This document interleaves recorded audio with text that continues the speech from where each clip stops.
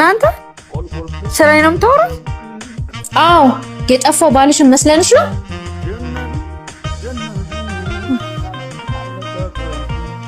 እቺ ልጅ አብራን የተማረችው ልጅ ናታ?